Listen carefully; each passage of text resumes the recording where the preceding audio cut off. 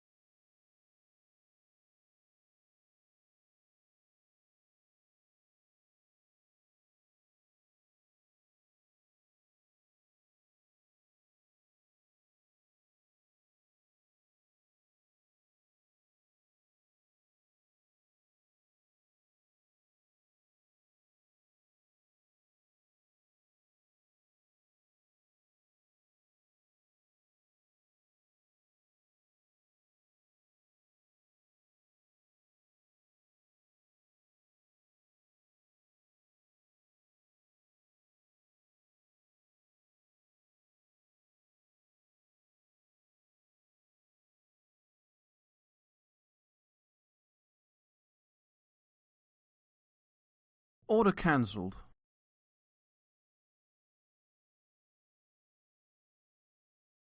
Order cancelled.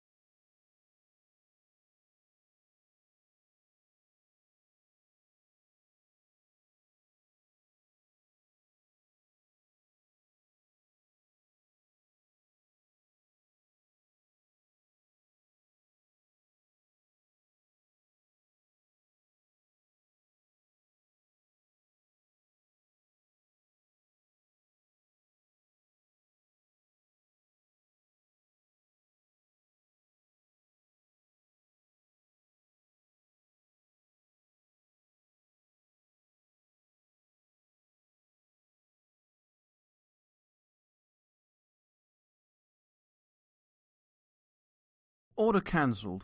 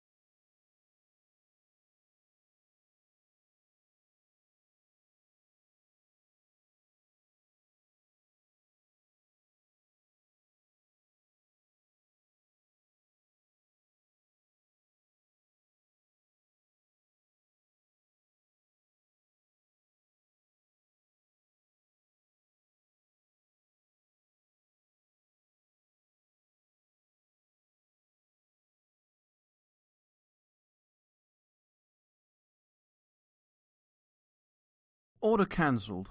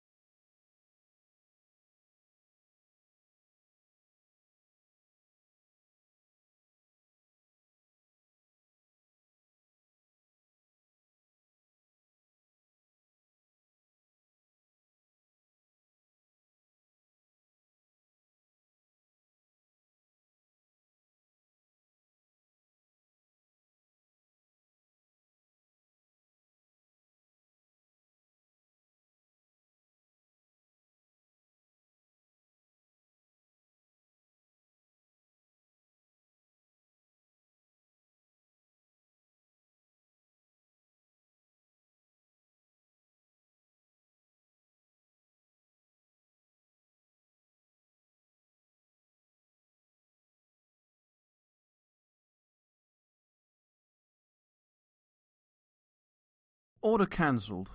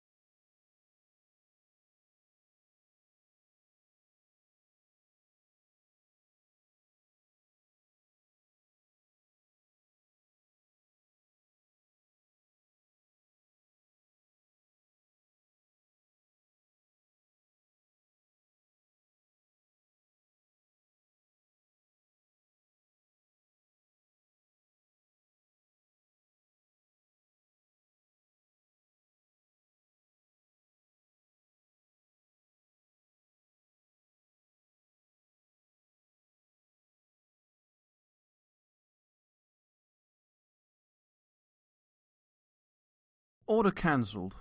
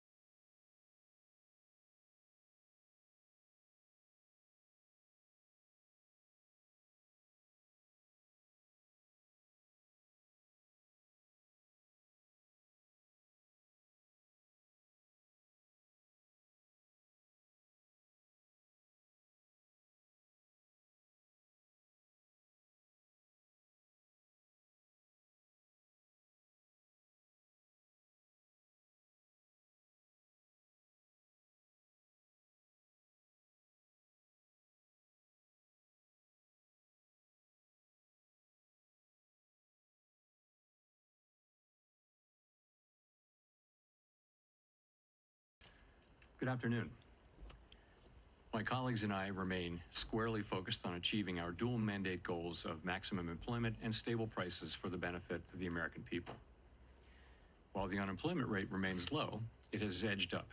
Job gains have slowed and downside risks to employment have risen. At the same time, inflation has risen recently and remains somewhat elevated. In support of our goals and in light of the shift in the balance of risks, today the Federal Open Market Committee decided to lower our policy interest rate Market by a data quarter connection percentage point. lost. We also decided to continue to reduce our securities holdings. I'll have more to say Market about data monetary connection policy re-established. after briefly reviewing economic developments. Recent indicators suggest that growth of economic activity has moderated. GDP rose at a pace of around 1.5% in the first half of the year, down from 2.5% last year. The moderation in growth largely reflects a slowdown in consumer spending. In Market contrast, data connection business lost. investment in equipment and intangibles has picked up from last year's pace. Activity in the Market housing data sector connection remains weak. re-established. In our summary of economic projections, the median participant projects GDP to rise 1.6% this year and 1.8% next year, a touch stronger than projected in June. In the labor market, the unemployment rate edged up to 4.3% in August, but remains little changed over the past year at a relatively low level. Payroll job gains have slowed significantly to a pace of just 29,000 per month over the past 3 months. A good part of the slowing likely reflects a decline in the growth of the labor force due to lower immigration and lower labor force participation. Even so, labor demand has softened, and the recent pace of job creation appears to be running below the break-even rate needed to hold the unemployment rate constant. In addition, wage growth has continued to moderate while still outpacing inflation. Overall, the market slowing in both the supply of and demand for workers is unusual. In this less dynamic and somewhat softer labor market, the downside risks to employment appear to have risen. In our SEP, the median projection for the unemployment rate is 4.5% at the end of this year and edges down thereafter. Inflation has eased significantly from its highs in mid-2022, but remains somewhat elevated relative to our 2% longer-run goal. Estimates based on the Consumer Price Index and other data indicate that total PCE prices rose 2.7% over the 12 months ending in August, and that, excluding the volatile food and energy categories, core PCE prices rose 2.9%. These readings are higher than earlier in the year as inflation for goods has picked up. In contrast, disinflation appears to be continuing for services. Near-term measures of inflation expectations have moved up on balance over the course of this year on news about tariffs, as reflected in both market and survey-based measures. Beyond the next year or so, however, most measures of longer-term expectations remain consistent with our 2% inflation goal. The median projection in the SEP for total PCE inflation is 3.0% this year and falls to 2.6% in 2026 and to 2.1% in 2027. Our monetary policy actions are guided by our dual mandate to promote maximum employment and stable prices for the American people. At today's meeting, the committee decided to lower the target range for the federal funds rate by a quarter percentage point to 4 to 4.25%, and to continue reducing the size of our balance sheet. Changes to government policies continue to evolve, and their effects on the economy remain uncertain. Higher tariffs have begun to push up prices in some categories of goods, but their overall effects on economic activity and inflation remain to be seen. A reasonable base case is that the effects on inflation will be relatively short-lived, a one-time shift in the price level. But it is also possible that the inflationary effects could instead be more persistent, and that is a risk to be assessed and managed. Our obligation is to ensure that a one-time increase in the price level does not become an ongoing inflation problem. In the near term, risks to inflation are tilted to the upside and risks to employment to the downside. a challenging situation. When our goals are in tension like this, our framework calls for us to balance both sides of our dual mandate. With downside risks to employment having increased, the balance of risks has shifted. Accordingly, we judged it appropriate at this meeting to take another step toward a more neutral policy stance. With today's decision, we remain well positioned to respond in a timely way to potential economic developments. We will continue to determine the appropriate stance of monetary policy based on the incoming data, the evolving outlook, and the balance of risks. In our SEP, FOMC participants wrote down their individual assessments of an appropriate path for the federal funds rate, based on what each participant judges to be the most likely scenario for the economy. The median participant projects that the appropriate level of the federal funds rate will be 3.6% at the end of this year, 3.4% at the end of 2026, and 3.1% at the end of 2027.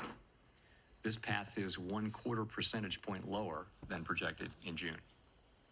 As is always the case, these individual forecasts are subject to uncertainty, and they're not a committee plan or decision. Policy is not on a preset course.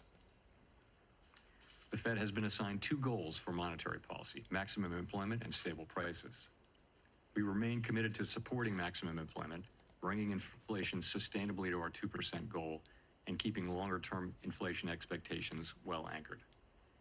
Our success in delivering on these goals matters to all Americans. We understand that our actions affect communities, families, and businesses across the country. Everything we do is in service to our public mission, and we at the Fed will do everything we can to achieve our maximum employment and price stability goals. Thank you. I look forward to our discussion. Great. Thank you. Chris Rugaber at Associated Press.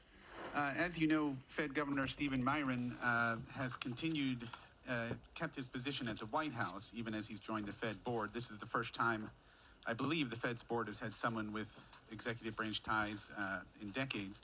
Does this compromise the Fed's independence from day-to-day politics? And relatedly, how can you maintain the public's perception the Fed is politically independent with this dynamic? Thank you.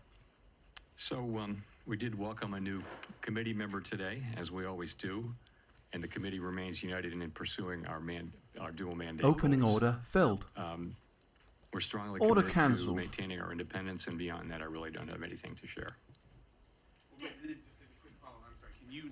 Can you and other Fed officials have spoken extensively about the impact of tariffs on inflation, although perhaps with many companies appearing to eat the tariffs, tariffs may be impacting the labor market and other parts of the economy instead. Do you see Order that as cancelled. a possible outcome here, that tariffs are the reason we're seeing some slowing, particularly in the labor market, rather than in inflation? You know, it's certainly possible. You know, we're beginning to see, we have begun to see goods prices showing through into higher inflation. Opening and actually order the increase filled. in goods prices accounts for Order most of cancelled. the increase in inflation, or perhaps all of the increase in inflation over the course of this year.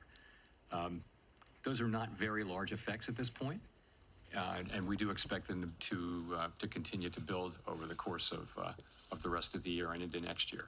And you know, it's also possible and that there may be effects on employment, but that I would say if you're looking at why employment is doing what it's doing, that's much more about the change in immigration. So the supply of workers has obviously come way down. There's very little growth, if any, in the supply of workers. And at the same time, demand for workers has also come down quite sharply, and to the point where we see what I've called a curious balance. It's, you know, typically when we say things are in balance, that sounds good, but in this case, the balance is because both supply and demand have come down quite sharply. Now demand coming down a little more sharply because we now see the unemployment rate edging up.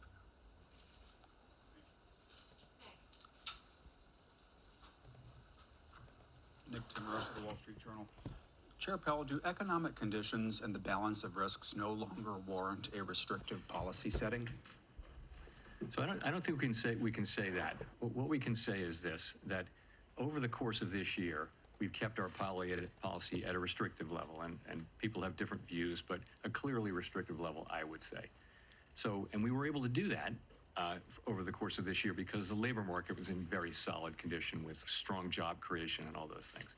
I think if you go back to April, Opening and now look at order the filled. revised job creation numbers for May, June, July, and August, you can I can no longer say that. So what that means is that the risks, which Opening the order risks were filled. clearly tilted toward inflation, I would say they're moving toward equality. Maybe they're not quite out of equality. We don't need to know that, but we do know that they've moved meaningfully toward greater equality, the risks between the two goals, and that suggests that we should be moving in the direction of neutral, and that's what we did today.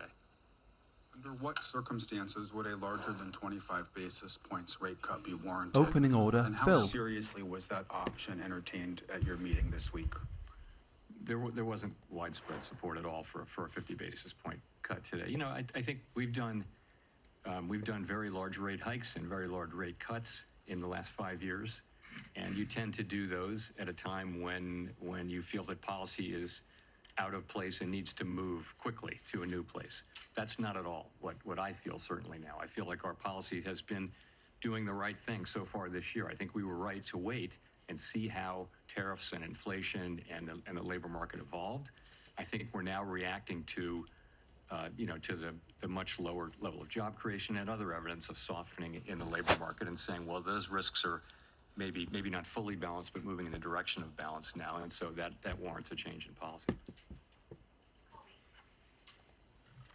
Colby Smith for the New York Times. Should we be viewing today's cut as the committee taking out some insurance against the possibility that the labor market is at risk of weakening?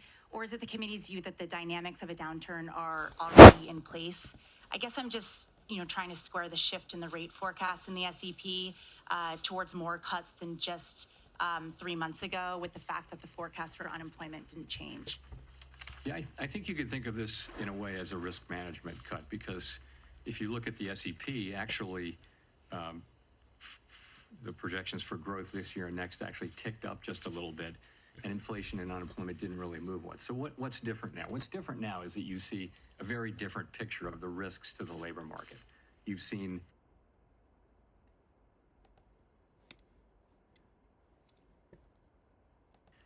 we were looking at 150,000 jobs a month at the time of the last meeting, and now we see the revisions and we see the new numbers.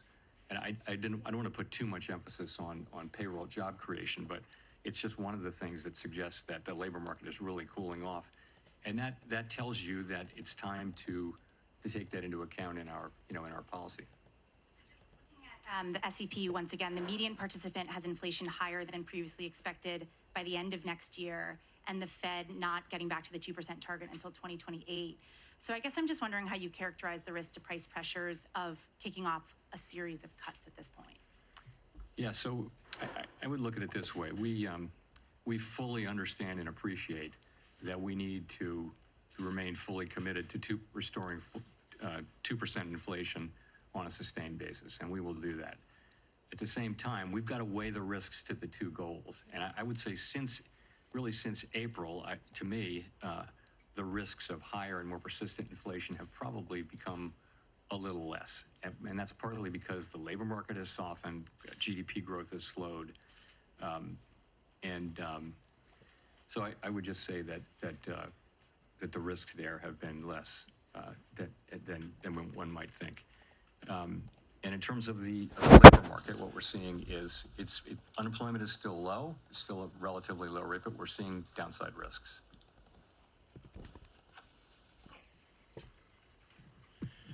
Michael McKee from Bloomberg Radio and Television.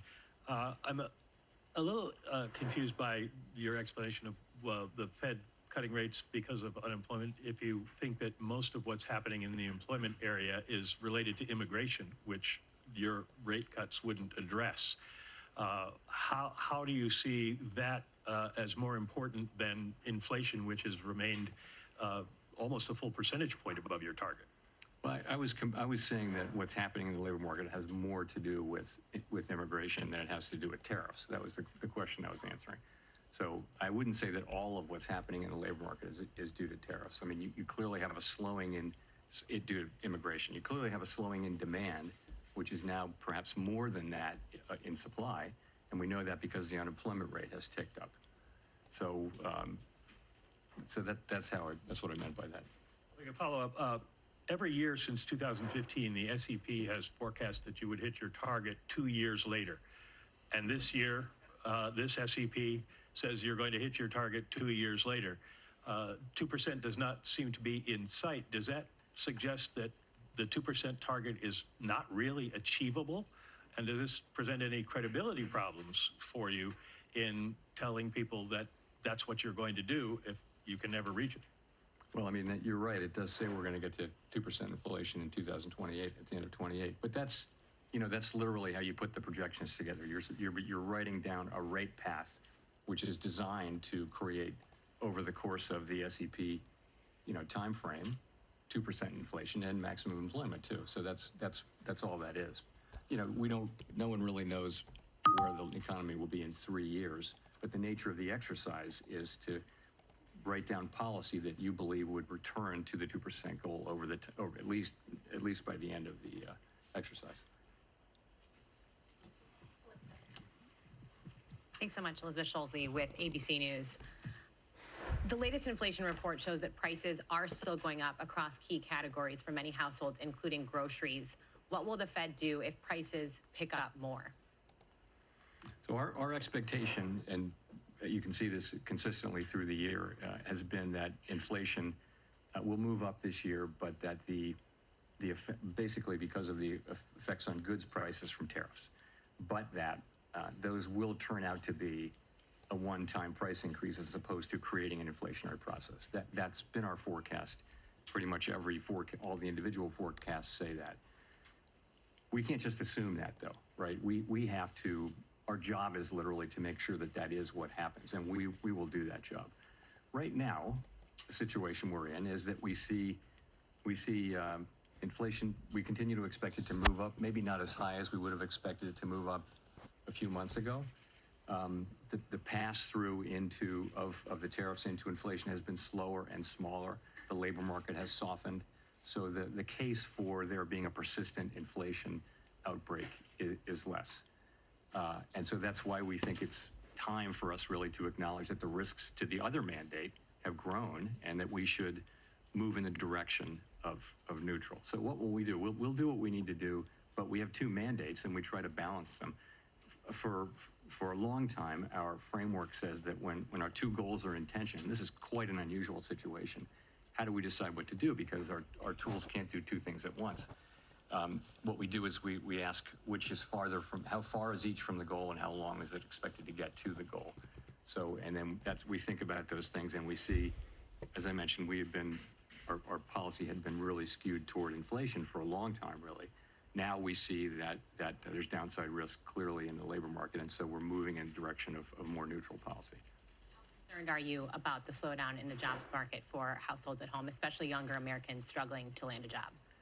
So it's an interesting labor market, and obviously we think it's appropriate that we reduce our rates so that we become more neutral, which presumably will be better for the labor market. You see people who are sort of more at the margins, so kids coming out of college and younger people, minorities are having a hard time finding jobs. The overall job finding rate is very, very low.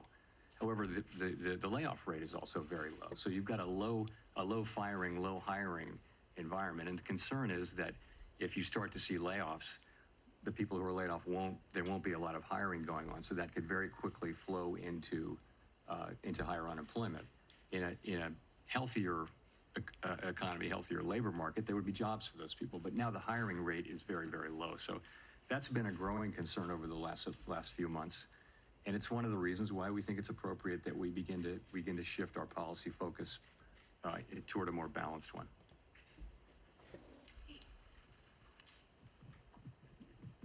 Steve Leisman, CNBC. Mr. Chair, in the past, during rate cuts, you used the word recalibration. And I wonder if you pointedly did not use it this time. And in fact, when you said policy is not on a preset course, did you mean that as sort of the opposite of recalibration? Are we meeting to meeting, data point by data point? Are we in the process here of getting back to neutral? Thank you. So I think we're in a meeting by meeting situation. We're going to be looking at the data. Let me say a word about the SEP. Order really cancelled. here. So we often point this out. What the SEP is it's an accumulation of the individual projections of 19 people, showing what they believe at a particular moment in time to be the most likely path for the economy and thus the appropriate path for monetary policy as well. And as you know, we don't debate or try to agree on what that is. We just write them down. Order and accumulate cancelled. them. We do sometimes discuss them. And so we always say we're not on a preset path, and we really mean that. The actual decisions we make are going to be based on the incoming data, the evolving outlook, and the balance of risks at the time the decisions are actually made. So you will have seen that we have 10 participants out of 19 who wrote down 2 or more cuts for the remainder of the year, and 9 who wrote down fewer than, in fact, in a good number of cases, no more cuts. So rather than looking at this as certainty, I would encourage people, as always, to look at the SEP as through the lens of probability. And so there are different possible outcomes and likelihoods rather than this one is certain and this one isn't happening. So that's what I would say. Thank you for getting to my follow-up question. Is the dispersion in the outlook a sign of uncertainty of policy in the meetings to come? Thank you. You know, it is such an unusual situation. Ordinarily, when the labor market is weak, inflation is low. And when the labor market is really strong, that's when you gotta be careful about inflation. So we have a situation where we have two-sided risk. And that means there's no risk-free path. And so it's quite a difficult situation for policymakers. And it's not at all surprising to me that you have a range of views. It's not so much about having different views for the path of the economy, but it's partly that, but it's also partly about what's the right thing to do in light of the tension between the two goals. How do you weight them?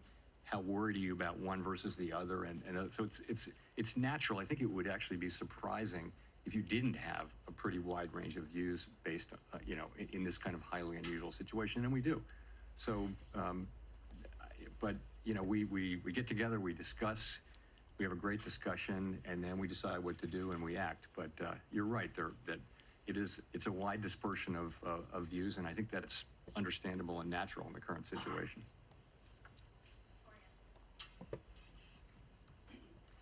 Hi, Victoria Guida with Politico. You've talked a lot about Fed independence and the importance of it over the years, but as markets have questions about what exactly President Trump's intentions are with the Fed, what would you point to as the things they should be watching to determine that the Fed is still making decisions based on, the economic outlook rather than political considerations? Look, it's deeply in our culture to do our work based on the incoming data and never consider anything else. That's just everybody who's at the Fed really feels strongly about that way. So, you'll know it by the way we talk about what we're doing, by the speeches that people give, by the decisions that we make. You'll know that we're just still going to do that. That's all we do.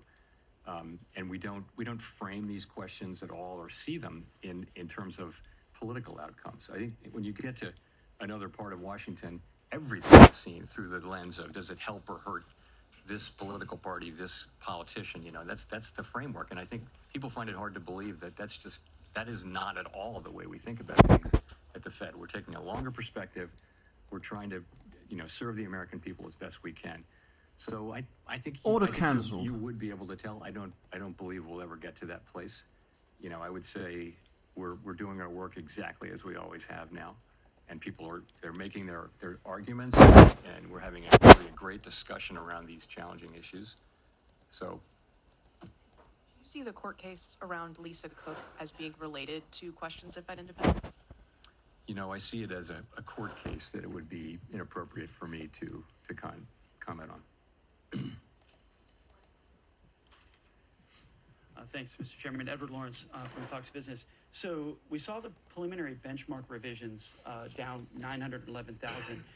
The revisions for June were the first negative revisions we've seen since December of 2020. How can the Fed base important decisions on rate and what to do with the interest rates on data that seems to be, as you've called it in the past, noisy? So on the QCEW, the revision that we saw was almost exactly what we expected.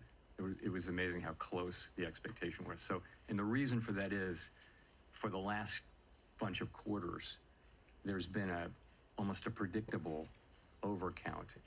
And I think the Bureau of Labor Statistics really does understand this, and they're working hard to fix it. It's got to do, of course, it has something to do with low response rates, but it's also got to do with what's called the birth-death model, because a good amount of job creation happens around new companies and how many go out of business, how many are founded. And it's just really hard. You can't survey for that. You've got to have a model that predicts that. And it's quite difficult to do, especially when the economy is undergoing big changes. So, and they've been working on that and are making progress on it. But the data we get is still well good enough for us to do our work. To the extent we have issues around data right now, it's about low response rates. That's happened all over really. Response rates are just lower to surveys now, both in and out of the government. And it's no great secret. We want higher response rates, and we need those to have, less volatile data. And the way to get that is to make sure that the agencies that collect the data have sufficient resources to drive higher response rates. It's not a complicated problem, but that's what it takes. It's not a mystery. That's what it takes. The other thing I'll say, Edward, is in the case of the job creation, the response rate is quite low for the first month, or lower for the first month. By the time you get to the second or third month, you're still collecting responses for that last month, for that prior month. And you get to the place where the data are much more reliable by the second and certainly the third month. So it's not that we don't get the data, it's just that we get it a little later. For the benchmarks, if that holds, it's 51% of the jobs that we thought were there weren't really there. It shows a weaker job market coming into this year. If you had had that information, would it have changed your mind related to where the interest rates should be? Should there have been a cut earlier? We have to live life looking through the windshield rather than the rearview mirror, as you know. And all I can tell you is we see where we are now, and we take appropriate action, and we took that appropriate action today. Thanks, Howard Schneider with Reuters. So, as you mentioned a minute ago, some margins of the job market would suggest that the slide's already happening. Black unemployment rate in August was above 7%, declining work week, difficulty among college graduates finding work, rising youth unemployment. Why do you think a quarter percentage point now is going to arrest that? Well, I didn't say that I thought a quarter point would make a huge difference to the economy, but you've got to look at the whole path of rates, right? And the market's has already been baking in expectations. I mean, our market works through expectations, right? So I think our policy path really does matter. And I think it's important that we use our tools to support the labor market when we do see signs like that. I did mention that, you see minorities, unemployment going up, you see younger people who are more vulnerable economically, more susceptible to economic cycles. That's one of the reasons, in addition to just overall lower payroll job creation, that shows you that at the margin, the labor market is weakening. I would also point to labor force participation.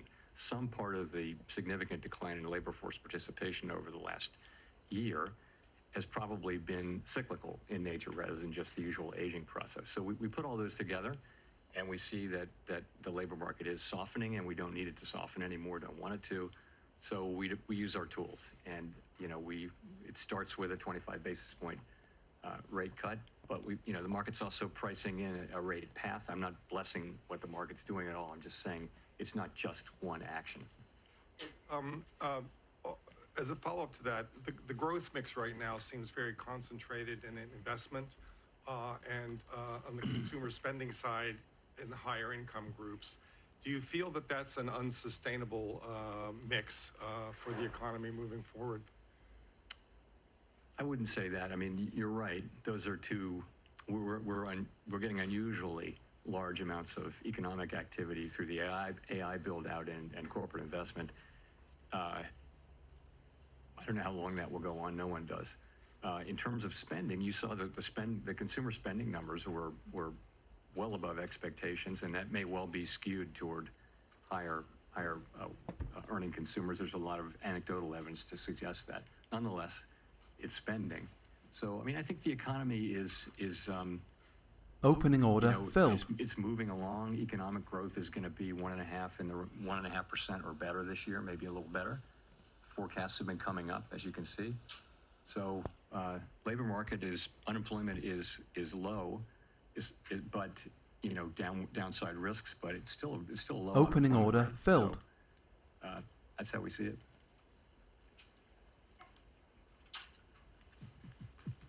Hi, Stephanie Rule, MSNBC. Treasury Secretary Scott Bessent has said that the Federal Reserve suffers from mission creep and institutional bloat. He's now calling for an independent review. Would you support an independent review, or are you open to any sort of reform in any areas of the Fed? Of course, I'm not going to comment on anything the Secretary says or really any other. Order cancelled. Officer says. So in terms of reform at the Fed, we just went through a lengthy and I think very successful process of updating our monetary policy framework. I would say there's a lot of work going on behind the scenes around the assets we have in the Federal Reserve Bank system, Federal Reserve system, and at the board. Are they the right size? We're actually going through a 10% headcount reduction through the whole Fed, including the board and all the reserve banks. The employment at the Fed at the end of that will be basically at the same level it was more than 10 years ago. So we will have had zero job growth for more than a decade when we're finished with that, and I think we'll probably do more than that. So I think we're certainly open to constructive criticism and ways to do our jobs better. But not an independent review? We're certainly open to to always trying to do better. Mr. Chairman, Neil Irwin with Axios. There's been some debate lately on whether AI is already starting to affect the labor market in terms of lower labor demand, higher productivity by contrast. Do you buy that? And if that is true, does that have implications for the monetary policy setting? So there's great uncertainty around that. I think my view, which is also a bit of a guess, but widely shared, I think, is that you are seeing some effects, but it's not the main. Order cancelled. And so particular focus on young people coming out of college. And yeah, there may be something there. It may be that companies or other institutions that have been hiring younger people right out of college are able to use AI more than they had in the past. That may be part of the story. It's also part of the story, though, that job creation more broadly has slowed down. The economy has slowed down. And so it's probably a number of things, but yeah, it's probably a factor. Hard to say how big it is.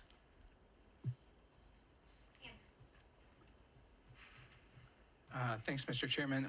What evidence do you see of tariffs showing up in inflation? Well, if you can take goods, just sort of the broad goods category, and last year, goods inflation was negative. If you go back 25 years, that was the typical thing, was that goods inflation was, goods prices generally went down, even adjusting for quality. So that was not the case during the pandemic, of course. Goods inflation went very high, but we had essentially returned to zero or slightly negative inflation. Now, I think goods inflation over the course of the past year is 1.2%, which doesn't sound like a lot, but it's a big change. So we think, analysts have different views, but we think it's contributing 0.3 or 0.4, something like that, to the current core PCE inflation reading, which is 2%. Order cancelled. So it's contributing. What seems to be happening is that the tariffs are mostly not being paid by exporters, mostly being paid by really the companies that sit between the exporter and the consumer. So if you buy something and you sell it through retail, or you use it to make a product, you're probably taking a lot of those costs on and not able to pass it fully along to the consumer yet. That appears to be what we're seeing. All of those companies and entities in the middle, they'll tell you that they have every intention of passing that through in time, but they're not doing that now. To the consumer, the pass-through has been pretty small. It's been slower and smaller than we thought. But the evidence it's very clear that there's some pass-through. I also wanted to ask if you could share with us the conditions under which you might consider leaving the Fed in May? I have nothing new on that for you today.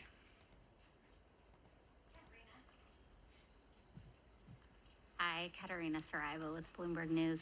I just wanted to follow up on one of your answers just a couple minutes ago.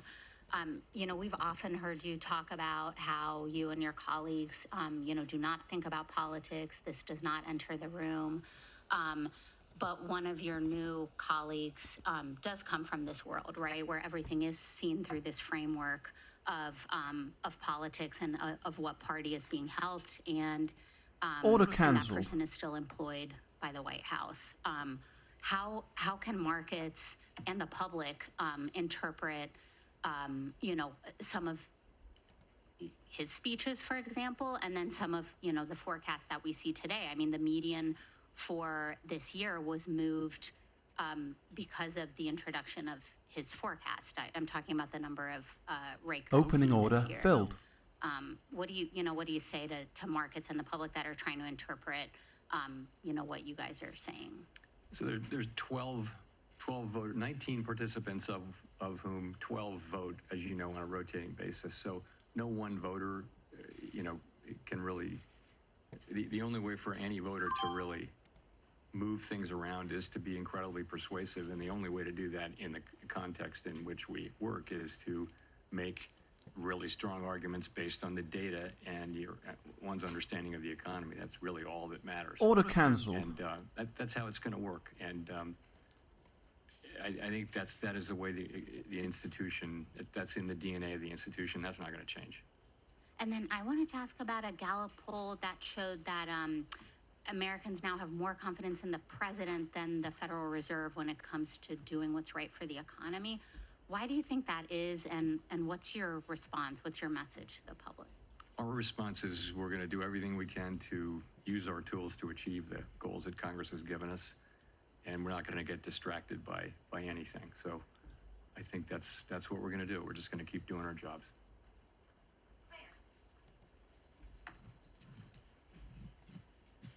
Claire Jones, Financial Times. Given the range of views expressed prior to the meeting, I think there was a lot less dissent today than a lot of people expected.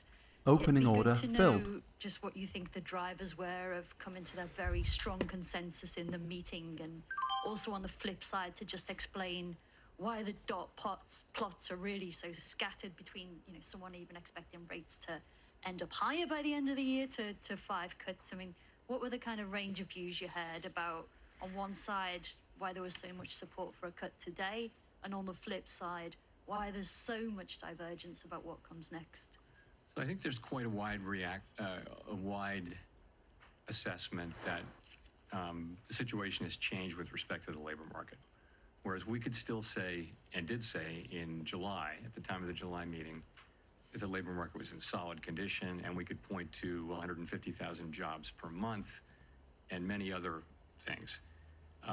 I think that the new data that we've had, and it's not just payrolls, it's other things as well, suggests that there really is meaningful downside risk. I said there was downside risk then, but I think that downside risk is now a reality, and there's clearly more downside risk. So I think that's broadly accepted.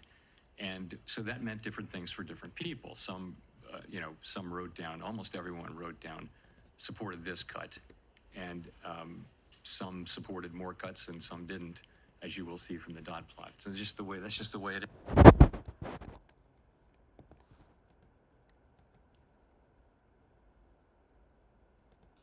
You have people who take this work very seriously, think about it all the time, do their work, discuss it with our colleagues. We endlessly discuss this between ourselves, and then we have a meeting where we put it all out on the table, and this is what you get. And you're right, there's a range of views in the dots, and I think that's, like I said, very unsurprising given the quite unusual, historically unusual nature of the challenges that we face. But let's remember, though, the unemployment rate's 4.3%. The economy's growing at 1.5%. 50,000, 200,000 a few months ago. it's come down quite significantly. And that's because a very lower amount of people are joining the labor force. The labor force really not growing much at this point, and that's a lot of where the supply of labor was coming from over the last 2 or 3 years. So we're not getting that now. We've got much lower demand. You know, it's interesting that supply and demand have really come down together so far, except now we do have unemployment ticking up outside, just one tick outside of the range where it's been for a year. 4.3% is still a low level, but you know, I think this speedy decline in both supply and demand has certainly gotten everyone's attention. Follow up, if I may. You mentioned the downside risk to employment a fair amount, but it's striking that measures of kind of activity and output for the third quarter, those that we have, seem pretty strong. The Atlanta Fed's GDP now is very strong. You mentioned strong PC numbers as well. How do you square those things? Is there a chance actually could be upside risk to the labor market if those activity measures are right? Well, that would be great. We'd love that to happen. So I don't know that you see a big tension there, but it's gratifying to see that economic activity is holding in, and it's a good bit from consumption. It looks like consumption was stronger than expected. What we got earlier this week, I guess. And also we're getting, you know, a fairly narrow sector is producing a lot of economic activity, which is the AI build out and you know, business investment. So you know, we watch all of it, and I would say we did move up the median for growth for this year actually moved up in the SEP between the June and September SEPs. So and really the inflation and labor market didn't change much. It's really the risks that we're seeing to the labor market that were the focus of today's decision. Hi, Nicole Goodkind with Barron's. Thank you for taking my question. Given the cumulative impact of high interest rates on the housing sector, I'm wondering how concerned you are that current rate levels are exacerbating housing affordability issues and potentially hindering household formation and wealth accumulation for a segment of the population? You know, housing is an interest-sensitive activity, so it's at the very center of monetary policy. When the pandemic hit and we cut rates to zero, the housing companies were incredibly grateful, and it was really, they said that was the only thing that kept them going, was that we cut so aggressively and provided credit and things like that, and they were able to finance because we did that. The other side of that is when inflation gets high and we raise rates, and you're right, it does burden the housing industry, and so rates have come down a bit, and as that happens, we don't set mortgage rates, but our policy rate changes do tend to affect mortgage rates, and that has been happening, and that'll of course raise demand. Lower borrowing rates for builders will help, will help supply, and so some of that should happen. I think most analysts think that it would have to be pretty big changes for it to matter a lot, for the big changes in rates to matter a lot for the housing sector. And the other thing is by achieving maximum employment and price stability, that's a strong economy. That's a good economy for housing. And then the last thing I'll say is, there's a deeper problem here. There's not a cyclical problem that the Fed can address, and that just is a pretty much nationwide housing shortage. Or a lot of places in the country just don't have enough housing for people, and all of the areas around metropolitan areas like Washington, for example, are very built up, and so you're having to build farther and farther out, and so that's where it is. And just a quick follow-up, during the last SEP, or the press conference following the last SEP, you seemed to indicate that policymakers lacked conviction about their projections, and I'm wondering if you still feel that way. Forecasting is very difficult even in placid times, and as I've mentioned before, forecasters are a humble lot with much to be humble about. So I think right now is a particularly challenging time, even more uncertain than usual. And so I don't know any forecaster anywhere, really. Ask any of the forecasters whether they have great confidence in their forecast right now. I think they'll honestly say no.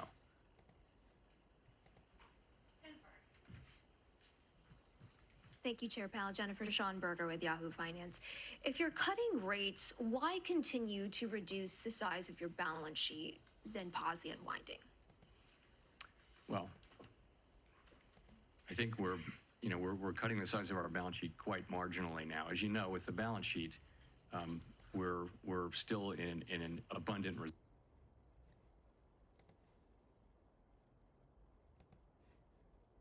reserves condition, and we've said that we would stop somewhat above somewhat above an ample reserves level. That's where we are, and we're getting closer to that. We're monitoring it very carefully. We don't think that has at all significant macroeconomic effects. These are pretty small numbers moving around inside a giant economy. The level of runoff is not very large, so I wouldn't attribute macroeconomic consequences to that at this point. And at his recent confirmation hearing, Stephen Myron brought up that the Fed actually has 3 mandates from Congress, not just jobs and stable prices, but also moderate long-term interest rates. So what does Congress mean by moderate long-term interest rates? How should we understand that when we see the 10-year Treasury moving? And how do you think about this part of the mandate when policy choices like rate cuts or balance sheet reductions affect the long end of the yield curve? So, we always think of it as the dual mandate, maximum employment and price stability, for a long time, because we think moderate long-term interest rates are something that will result from stable inflation, low and stable inflation, and maximum employment. So we haven't thought about that for a very long time as a third mandate that requires independent action. So that's where that is. And there's no thought of, as far as I'm concerned, there's no thought of considering that, considering that we somehow incorporate that in as something in a different way.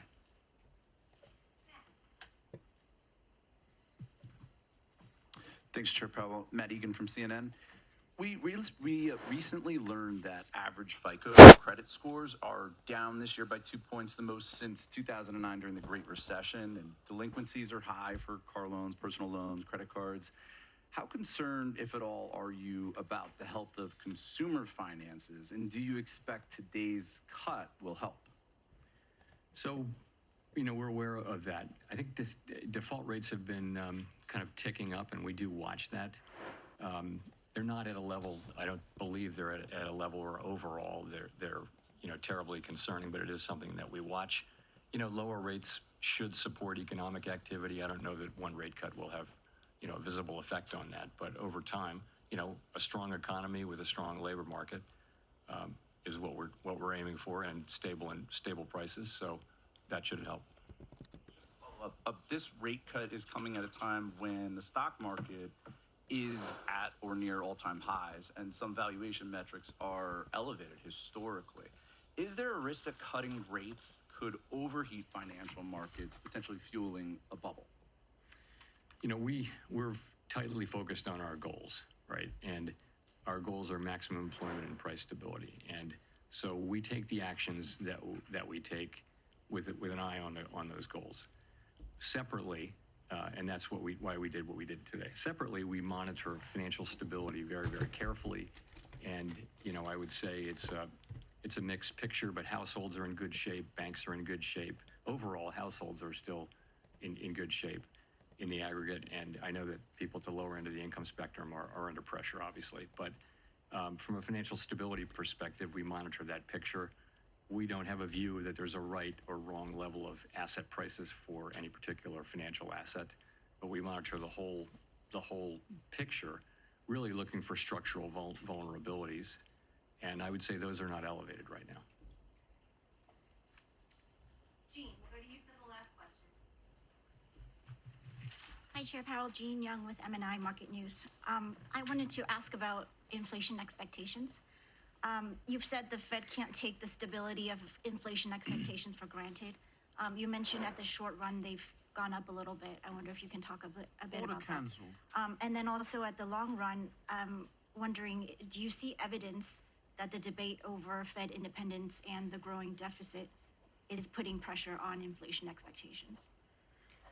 So as you said, shorter-term inflation expectations have tended to respond to near-term inflation. So if inflation goes up, inflation expectations will predict that it takes just a little while to get back down. Fortunately, throughout this period, longer-term inflation expectations, both break even in the markets and almost all of the longer-term surveys, Michigan being a bit of an outlier lately, have been just rock solid in terms of